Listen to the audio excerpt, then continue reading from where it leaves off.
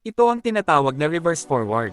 Ang control circuit na ito para sa depalletizer machine. Ginagamitan ito ng dalawang contactor, tatlong relay, timer at proximity sensor. So, ito na mga kaidol yung control circuit ng depalletizer na gamit ang magnetic contactor. Bale yung upload natin mga kaidol ay ano lang yung mga kaidol, relay. So, naka-50 kasi yung mga kaidol kaya relay lang ginamit natin. Ito mga kaidol ay naka-direct siya sa magnetic contactor. Pwede naman nilagay natin itong mga kaidol sa BFD. Kaso nga lang, hindi mo magamit yung magnetic contactor. So, pang switching lang ito mga kaidol. So, ito na mga kaidol, testing na natin. Forward. Up. Reverse. Up. So, may delay siya konti mga kaidol kasi nilagay natin yung timer.